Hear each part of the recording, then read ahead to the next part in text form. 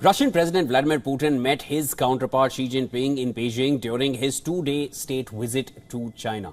Now, Putin landed in China just days after appointing his new government, and this is the Russian leader's first foreign trip since his re-election in March and the second visit to China in just over 6 months, indicating China's strategic significance for Russia amid Western sanctions it is facing over its military offensive in Ukraine. With his visit, Putin is sending a message to the world about his priorities and his personal bonding with Xi Jinping, a relationship that the leaders described in 2022 as one of no limits.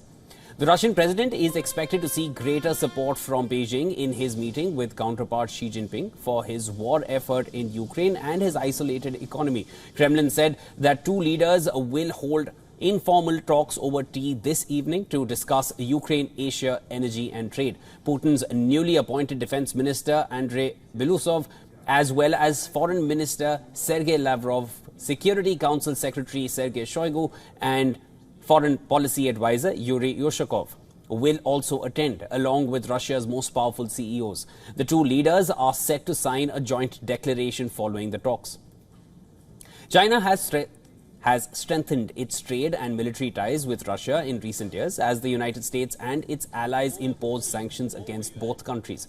According to Chinese figures, China-Russia trade has boomed since the Ukraine invasion and hit $240 billion in 2023.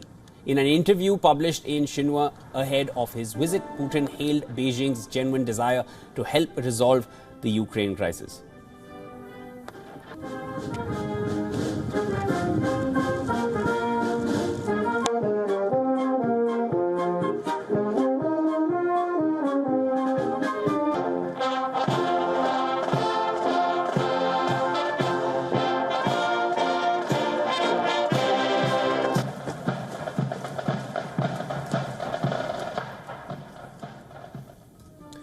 71-year-old Putin and 70-year-old Xi Jinping will take part in a gala evening celebrating 75 years since the Soviet Union recognized the People's Republic of China, which was declared by Mao Zedong in 1949. Putin will also visit Harbin in northeastern China, a city with strong ties to Russia.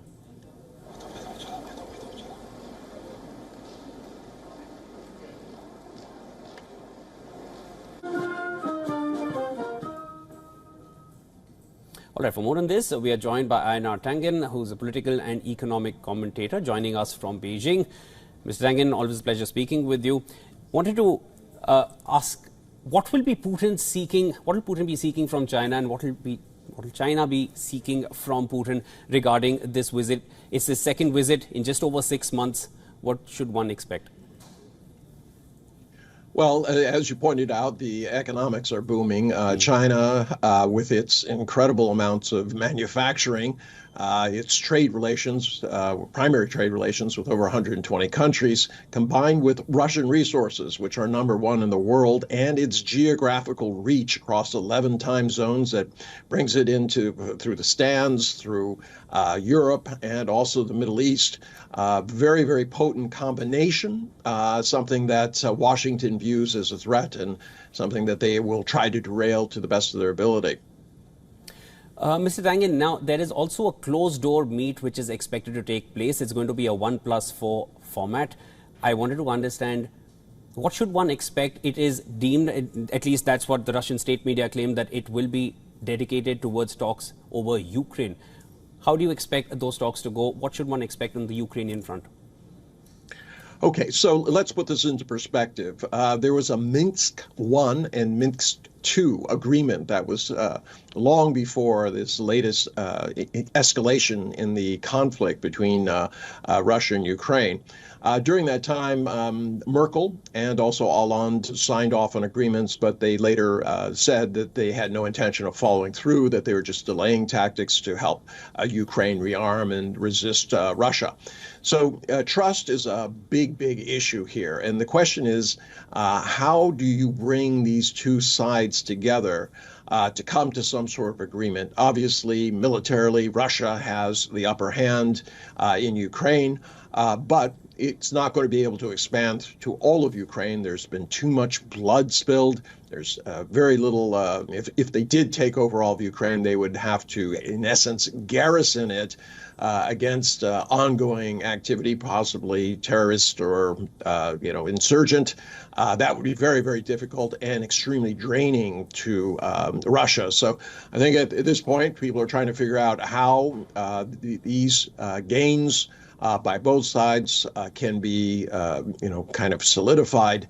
I shouldn't say both sides, I say from Russia, how you can get to a peace process. China is not trying to impose any idea of it, but they want peace in that area. It's vital to China's interest in trying to have at least a regional area that is peaceful and where trade can go on.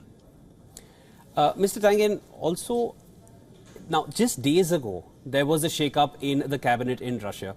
Of course, there's been a change in defense minister in Putin's cabinet. Of course, the change of defense chief and bringing in a civilian with an economic expertise. Talk to us about Putin's plans regarding the economy. Of course, that is what the focus is, and you mentioned it briefly in your initial response as well. How can China be crucial to Putin's developments and steps here? Well, I mean, China represents a huge opportunity for both countries. As I said, the international press is trying to present this as somehow one way that Putin is a junior partner. That's nonsense. China has a very poor resource per person. I think it ranks around 100 in the world out of 200 countries. Obviously, Russia, number one, and with its proven military, very potent, partner in the world. Both, as you mentioned, are under pressure from Washington, but it's going to be more about economics than warfare. I mean, it's time to put away the guns and start figuring out how you can deal with all of the problems that the world is having, including climate change, the economic situation, other conflicts, including Gaza, things like that, and a world which is really changing. I mean, as India is finding out with its, rapprochement with Iran, the settled powers like the U.S. don't like it. But these are sovereign nations, and increasingly, whether it's South Africa or Argentina or whatever, they're speaking out and saying exactly what they feel, something that would not have happened many years ago. As you said it rightly, I think the focus now is going to be more on economics more than guns. Thank you so much for joining in. That was Einar Tangen joining us from Beijing. Always a pleasure speaking with you. Thank you.